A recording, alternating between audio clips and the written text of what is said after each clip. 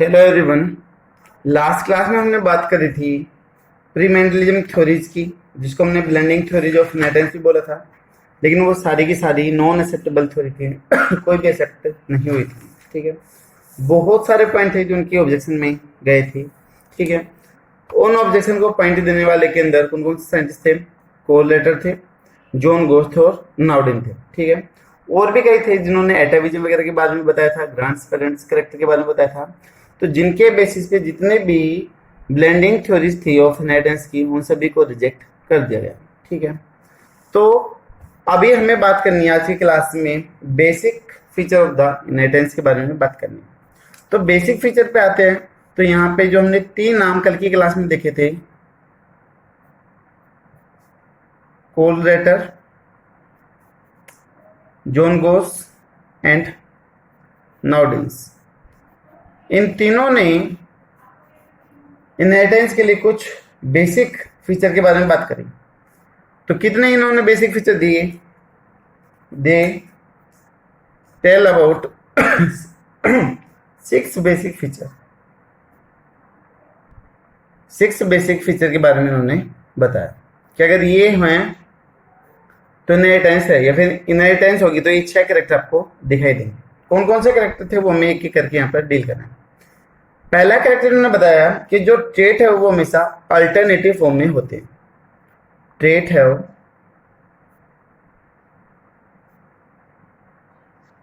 Alternative form. Alternative form का मतलब, जैसे मान लो मैं बोलूं हाइट है, एक कैरेक्टर हो गया। अब इसकी 2 ट्रेट या फिर 2 वेराइटीज है। कौन कौन सी? एक तो है टॉल और एक कौन सी है? ड्वार्फ। तो ट्रेट है अल्टरनेट फॉर्म, 2 फॉर्म हो गए, एक टॉल हो गया, एक ड्वार्फ। इसी तरीके से कलर की आप बात कर सकते हो, ब्लैक हो गया, व्हाइट हो गया। सीड की बात कर सकते हो, राउंड हो गया और रिंकल्ड हो गया। आप किसी भी चीज में बात कर सकते हो, जरूरी नहीं कि आप सिर्फ पी प्लांट के एग्जांपल लेके करो। सिर्फ यहाँ पर इतना बोला गया है कि हर एक ट्रेट की अल्टरनेटिव फॉर्म होगी। दूसरा पॉइंट, जितने भी हैं ट्रेट या character, they are non blended, यानी कि वो ब्लेंड नहीं होते हैं, वो मॉडिफाइड नहीं होते। ठीक है, तो trait do not gate blend, do not gate blend. Blend का मतलब मिक्सअप और मॉडिफाइड, वो मिल के आपस में चेंज नहीं होते हैं। उनकी जो ओरिजिनलिटी है वो क्या रहेगी, वहां पर मेंटेन रहेगी। थर्ड पॉइंट इन्होंने बोला कि जो अल्टरनेट फॉर्म है वो एक क्या करेगा, ज्यादा एक्सप्रेस करेगा, और एक क्या करेगा, कम करेगा। जैसे मान लो अगर हम बात करें मोनोहाइब्रिड क्रॉस, हम लोगों ने 10th में पढ़ा हुआ है तो थोड़ा बहुत आइडिया है। वहां पर हमने बात करी थी कि अगर हम टोल या फिर ड्वार्फ को क्रॉस करते हैं तो आने वाली जनरेशन में फैक्टर दोनों के लिए थे, कैपिटल टी भी था और स्मॉल टी भी था। बट एक्सप्रेस किसके लिए कर रहा था? सिर्फ कैपिटल टी के लिए कर रहा था, यानी कि टोलनेस के लिए करने लग रहा था। ठीक है, तो यहां पर हम लिख सकते हैं 1 alternate of trait may be expressed more often than the other। यानी कि जो एक ट्रेट है, एक कैरेक्टर है, वो दूसरे से ज्यादा क्या करेगा, एक्सप्रेस करेगा, दूसरा क्या करेगा, कम एक्सप्रेस करेगा। ठीक है, फोर्थ पॉइंट कौन सा है? फोर्थ पॉइंट मैंने बताया कि कई बार ऐसा होता है कि एक ट्रेट हिडन रहता है, ठीक है, लेकिन वो कई जनरेशन के बाद में फिर से दिखाई दे सकता है। ठीक है, तो alternate trait, any alternate trait may be remain hidden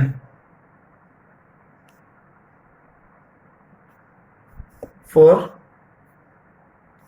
1 or more generation, यानी कि 1 या 2 जनरेशन तक तो वो दिखाई भी नहीं दे सके। जैसे मोनोहाइब्रिड क्रॉस की बात करें तो पहली F1 जनरेशन में डार्कनेस नहीं दिखाई दी। ठीक है।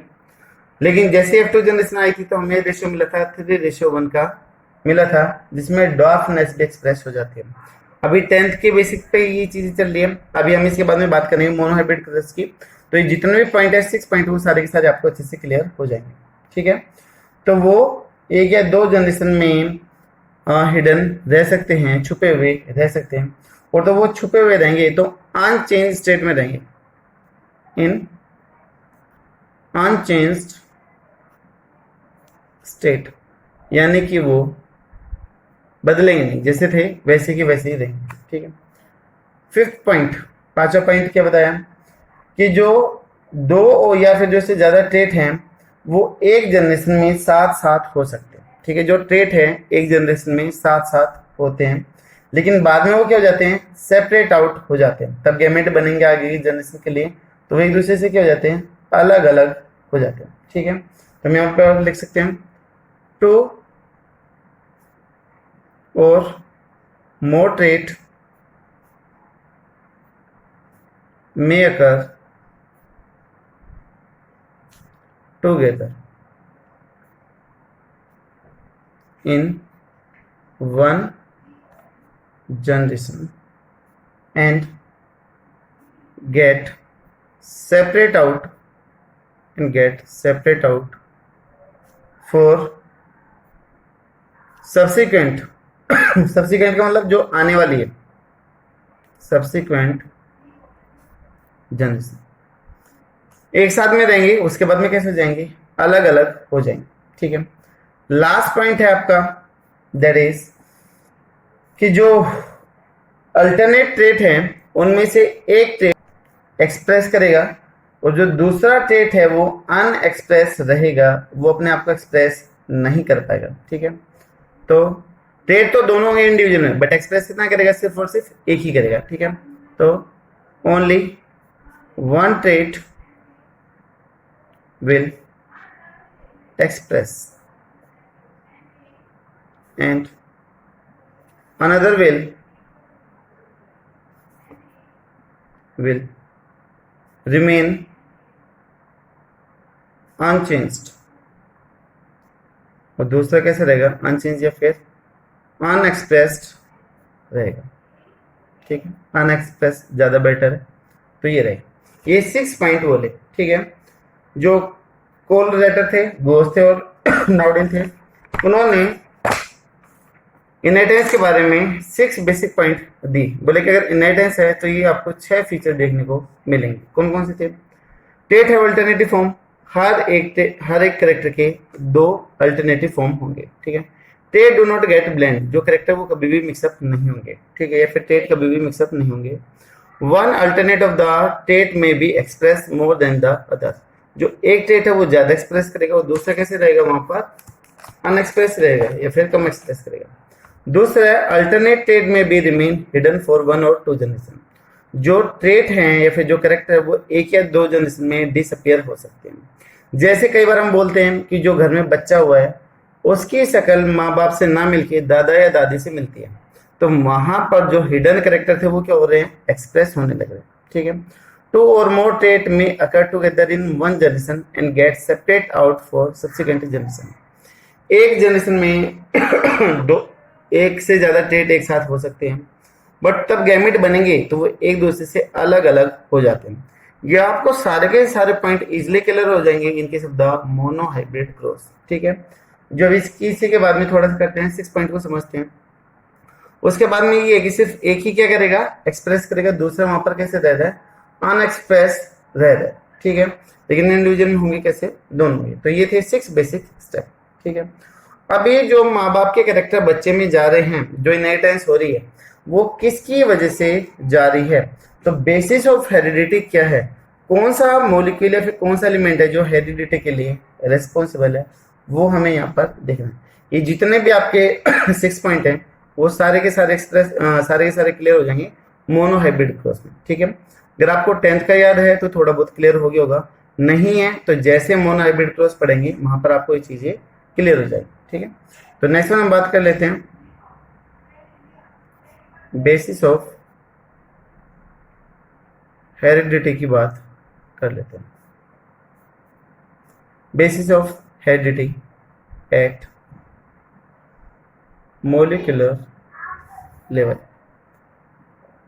कि जो ट्रांसमिशन ऑफ कैरेक्टर हो रहे हैं माँ बाप से बच्चे के अंदर, वो किस मोलिकुलर लेवल पे हो रहे हैं, कौन इनको लेके जा रहे हैं, किसकी वजह से ये आगे की तरफ बढ़ने लग रहे हैं, उनके बारे में बात करनी। ठीक है, तो सबसे पहले मेंडल जी ने इसके बारे में बताया था, ग्रिगोर जॉन मेंडल, जिनको हम फादर ऑफ जेनेटिक्स बोलते हैं, इन 1866 में इन्होंने बताया था कि जो ये इनहेरिटेंस है, inheritance is controlled by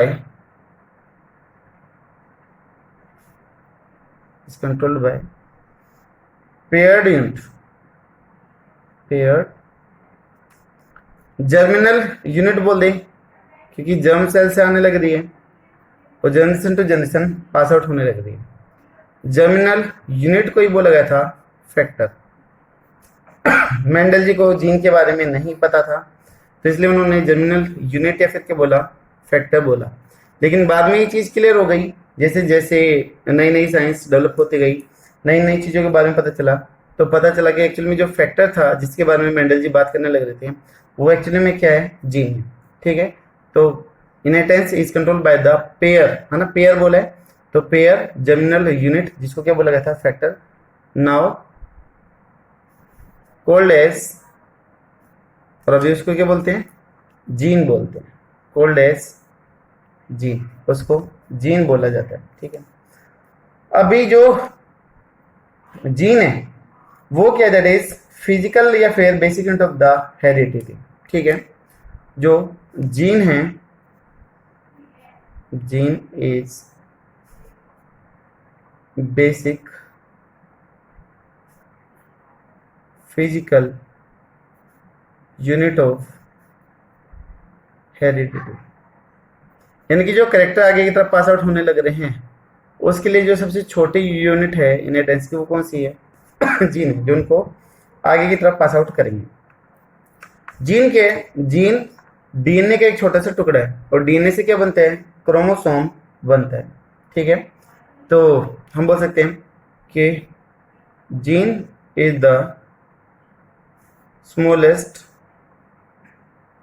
and functional unit of DNA. ठीक है, which control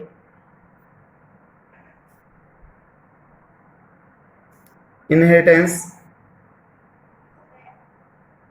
and structural nature. ठीक है, जो इनहेरिटेंस और स्ट्रक्चर को क्या करते हैं, कंट्रोल करते हैं।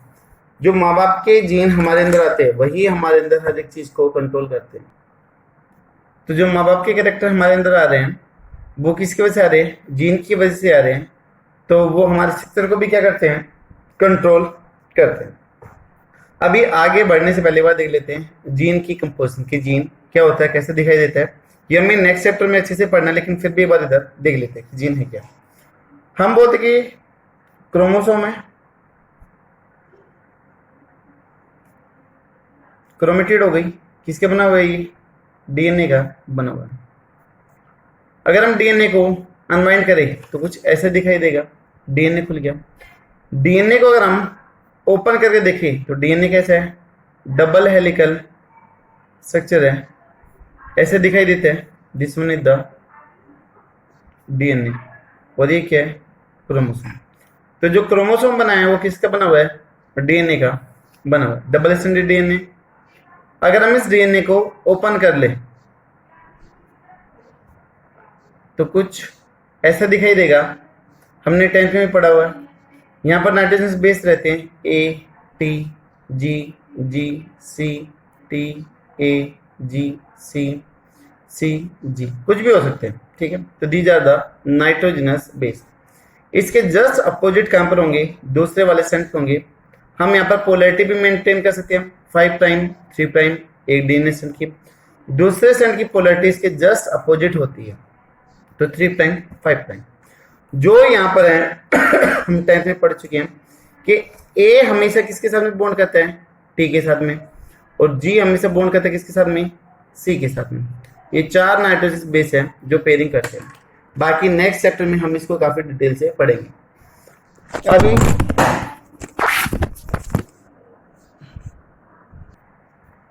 तो इसके अल्टरनेट इधर होंगे। ए के अपोजिट में क्या जाएगा?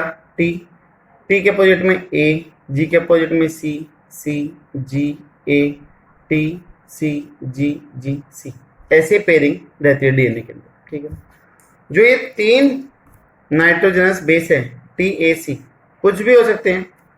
फिर ये दूसरा नाइट्रोजन बेस और ये ग्रुप बनते जा रहे हैं। तो यहाँ पर कितने नाइट्रोजनस बेस हैं? 3 नाइट्रोजनस बेस है और ये 3 नाइट्रोजनस बेस मिलके बनाते हैं कोडोन। क्या बनाते हैं? Codon. 3 nitrogenous base is equal to 1 codon. ठीक है, एक कोडोन एक अमीनो एसिड के लिए कोड करता है, कोड फॉर 1 अमीनो एसिड। ठीक है, ये सेकंड कोडोन हो गया, ये थर्ड कोडोन हो गया। इसी तरीके से बहुत सारे कोडोन बन गए और जो ग्रुप ऑफ कोडोन हो गया, जो फंक्शनल हो गया, that is known as the cistron. ध्यान से सुनिएगा, डीएनए है, डीएनए से क्या बना हुआ था? क्रोमोसोम। हमने क्रोमोसोम को ओपन किया तो कर दिखाई दे रहा है डीएनए।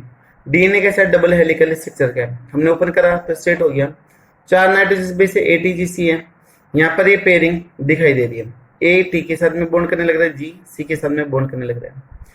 3 नाइट्रोजन बेस का ग्रुप, 3 नाइट्रोजन बेस का ग्रुप एक साथ में क्या कहलाएगा? कोडोन। ये दूसरा कोडोन, ये तीसरा कोडोन, इसी तरीके से चौथा पांचवा ऐसा होगा। तब ग्रुप ऑफ कोडोन आपस में जुड़ जाते हैं जो एक फंक्शनल प्रोटीन को कोड करते हैं। तो that group of codon is known as the cistron. ठीक है, और सिस्टोन का ही दूसरा नाम है जीन। तो सिस्टोन या फिर जीन क्या हो गया? Group of codon which produce या फिर मेक फंक्शनल प्रोटीन, जो फंक्शनल प्रोटीन बनाता है। तो उन कोडोन के ग्रुप को हमने क्या बोल दिया? स्टोन, या फिर क्या बोल दिया? जीन बोल दिया। ठीक है, तो जीन सबसे छोटी यूनिट है। अगर उससे भी हम बात करें तो डीएनए जाएगा। तो जो डीएनए है वो सबसे बेसिक यूनिट है किसकी? इनहेरिटेंस की। डीएनए से क्या बना? आपका जीन बना हुआ है। तो डीएनए तो बहुत बड़ा हो गया, उसकी एक छोटी सी यूनिट जो एक फंक्शनल प्रोटीन बना सकती है, उसको हम क्या बोल सकते हैं? जीन या फिर स्टोन बोल सकते हैं। ठीक है,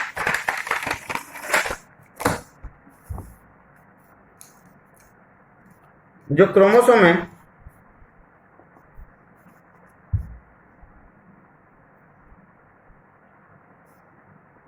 chromosome are known as basis of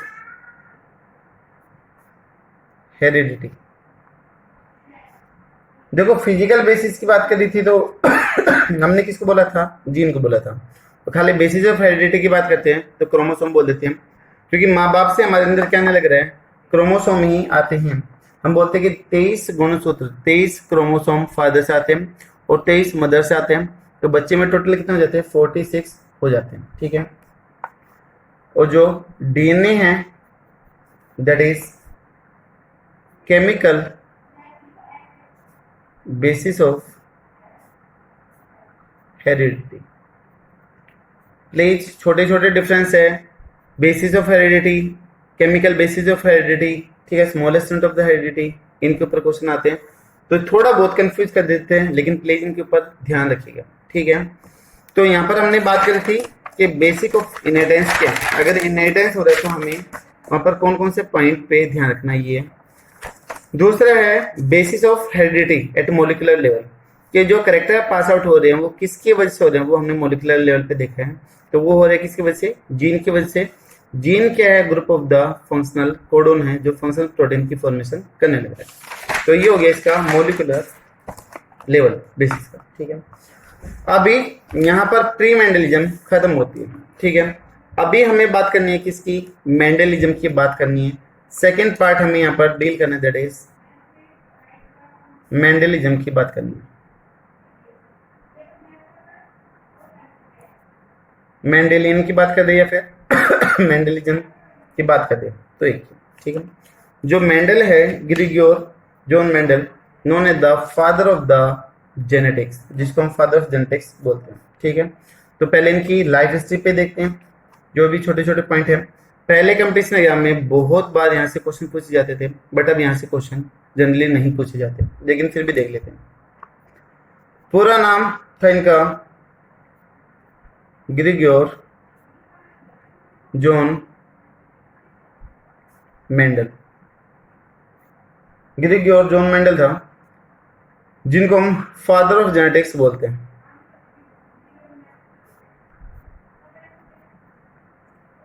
और जो एक ग्रिगोर वर्ड है, ये इनके नाम के साथ में बाद में ऐड किया गया था। तब इन्होंने जो मोनेस्ट्री थी वो ज्वाइन की थी ब्रून के अंदर।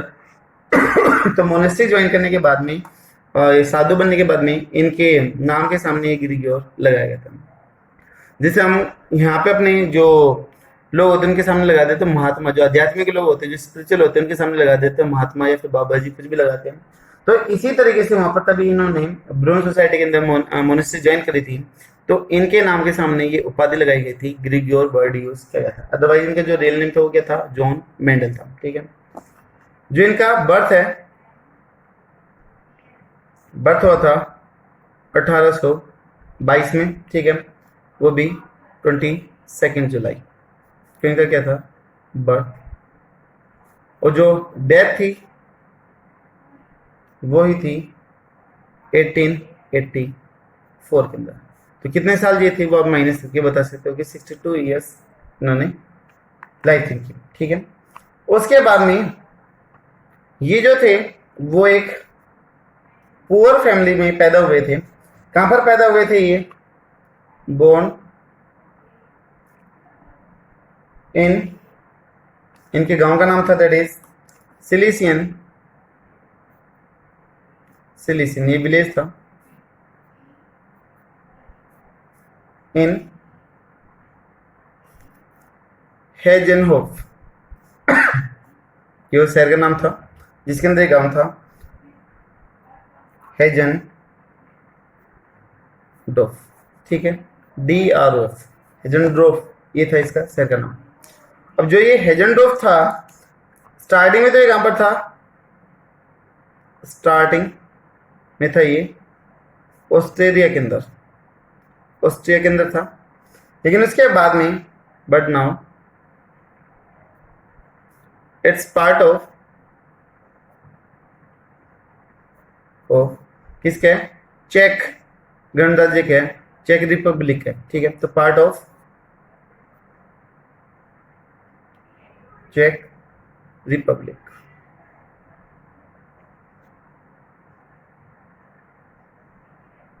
चेक रिपब्लिक का पार्ट, ठीक है। तो ये एक जो पुअर फैमिली थी, फार्मर फैमिली, उससे रिलेट करते थे।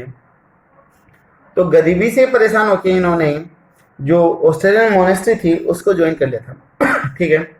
तो इन पुअर फार्मर फैमिली, ठीक है, काफी गरीब थे। तो गरीबी की वजह से इन्होंने परेशान होकर मोनेस्ट्री ज्वाइन कर ली थी, ठीक है। So they join the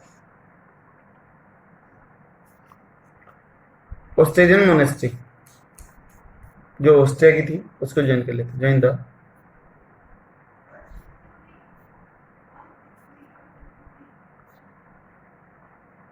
Austrian monastery. यानी कि एक तरीके से जो लोग बाग हमारे यहाँ पे मान लो गरीब है, खाने को कुछ नहीं है, तो वो बाबा जी बन जाते हैं या फिर मैं तो बन जाता हूँ। तो इसी तरीके से मेंडल जी ने भी मोनेस्ट्री ज्वाइन कर ली थी। अब कौन सा मोनेस्ट्री या फिर कौन सा जो था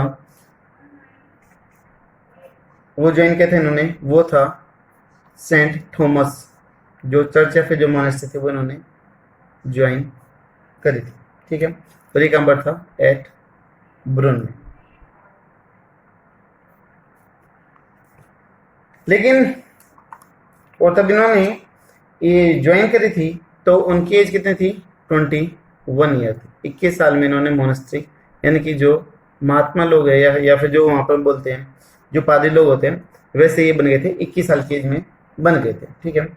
उसके बाद में ये 25 साल की एज में प्रिस्ट बन गए थे, जो से थोड़ा सा बड़ा होता है मोनेस्ट्री में, जैसे पादरी लोग होते हैं जो प्रेयर वगैरह करवाते हैं, वो ये बन गए थे। ठीक है।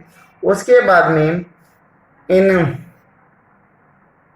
1851 1851 तभी और बड़े हुए थोड़े से, तो ये गए थे यूनिवर्सिटी ऑफ वीना में, वेंट टू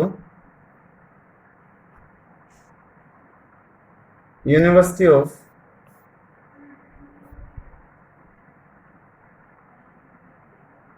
वियना। ठीक है, यहां पर गए थे और इन्होंने डबल एमएससी करी, डबल मास्टर डिग्री करी।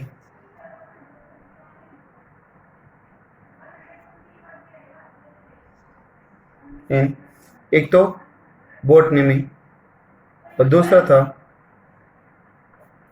फिजिक्स में। बहुत सारी बुक में लिख रखे हैं यहाँ पर हाइब्रिडाइजेशन में एमएससी करी थी, बट एक्चुअली में जो हाइब्रिडाइजेशन था प्लांट का, वो किसका पार्ट था? बॉटनी का ही पार्ट था। कहीं कहीं पे मैथमेटिक्स लिख रखा है, मैथमेटिक्स में नहीं थी, फिजिक्स में थी। मैथमेटिक्स में इसलिए बात करते हैं क्योंकि उन्होंने जो स्टैटिक्स यूज किया था डाटा कैलकुलेट करने के लिए, वो मैथमेटिक्स का ही एक पार्ट था।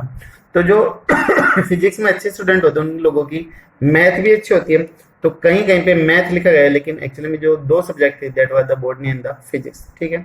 आपको कुछ बुक में यहाँ पर प्लांट हाइब्रिडाइजेशन साइंस और जो मैथमेटिक्स है उसके अंदर आपको मिलेंगे।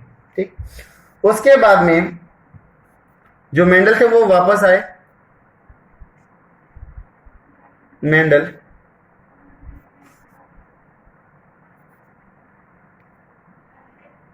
रिटर्न टू ब्रून, और ये ब्रून में फिर से आ गए, ऑस्ट्रिया में फिर से आ गए एज टीचर। टीचर बन के आए और इन्होंने टीचिंग का काम स्टार्ट कर दिया। फिजिक्स और ये जो नेचुरल साइंस थे वो पढ़ाते थे, और इन्होंने लगभग 14 साल 14 ईयर्स तक टीचिंग करवाई। 14 साल तक इन्होंने टीचिंग करवाई। ठीक है। उसके बाद में मैंने बताया था कि तब इन्होंने मॉन्स्टर ज्वाइन करी थी ब्रून के अंदर, तो इनके नाम के सामने क्या लगाया था? गिरिगो लगा दिया था। उसके बाद में इन्होंने वहीं मोनेस्ट्री में, ब्रून जो मोनेस्ट्री थी उसके अंदर इन्होंने दो तरीके के पी प्लांट देखे, एक छोटे थे और एक बड़े थे। तो दो तरीके के इन्होंने पी प्लांट देखे थे, तो उन्होंने इनके बीच में क्रॉस करवाना सोचा, क्योंकि इनका इंटरेस्ट किसमें था? हाइब्रिडाइजेशन में था। ठीक है। तो इसलिए इन्होंने वहां पर क्रॉस करवा के देखा and perform hybridization experiment between tall and dwarf pea plant। ठीक है। जो टोल और ड्वार्फ पी प्लांट थे उनके बीच में इन्होंने क्रॉस करवाया, क्योंकि इनका इंटरेस्ट था प्लांट हाइब्रिडाइजेशन के अंदर, और इन्होंने लगभग पी प्लांट के ऊपर 7 साल तक कंटिन्यू काम किया। तो कई बार बोलते कि उसको पेशेंसफुल पर्सन क्यों बोला जाता है, क्योंकि इन्होंने 7 साल बिना कोई रिजल्ट मिले, बिना कोई प्राइज मिले, बिना कोई रिगार्ड मिले, इन्होंने लगातार 7 साल तक उस पी प्लांट के ऊपर काम किया था। ठीक है। तो Mendel work on P plant from 1856 से लेके 1863 तक। ठीक है। तो कितने टोटल 7 इयर्स उन्होंने काम तो इसलिए उनको काफी पेशेंसफुल पर्सन भी बोला जाता है। ठीक है। और तब मेंडल ने तब काम करना स्टार्ट किया था, तो उन्होंने स्टार्टिंग में 34 पेयर्स ऑफ वैरायटी सिलेक्ट करी थी, किसकी? पी प्लांट की। In starting Mendel select how many varieties? If it took 34 4 varieties, वो भी पेयर में। हाँ, 34 पेयर में उन्होंने सेलेक्ट करे थे। बाद में कितने करे? 22, देन 22 वेराइटीज पेयर करें, और उसके बाद में कितने आ गए? एंड फाइनली 7 पेयर वैरायटी के इन्होंने सेलेक्ट करे। ठीक है, तो स्टार्टिंग में कितने थे? 34, उसके बाद में कितने पे आए? 22 पे, और लास्ट में कितने पे आए? 7 पेयर के ऊपर आए जो उन्होंने सेलेक्ट करे।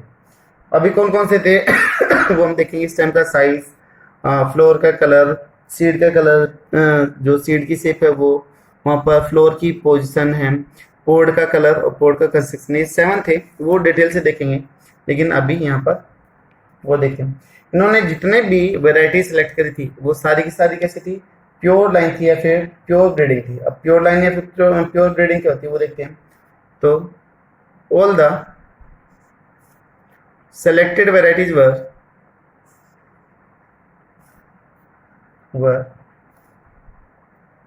pure line और ट्रू ब्रीड। ठीक है, ये थी। अब ये क्या होती है प्योर लाइन और ट्रू ब्रीड, वो हम करते हैं नेक्स्ट वीडियो के अंदर डील करते हैं। ठीक है, नेक्स्ट वीडियो में अभी ये मेंडलिज्म का थोड़ा सा और बचा कि उन्होंने कौन कौन से पेपर पब्लिश करे थे, कहाँ कहाँ पर वो छपे थे, ठीक है, किस किस और प्लांट के ऊपर काम किया था, वो सारे देखते हैं। ठीक है, तो हैव अ गुड डे।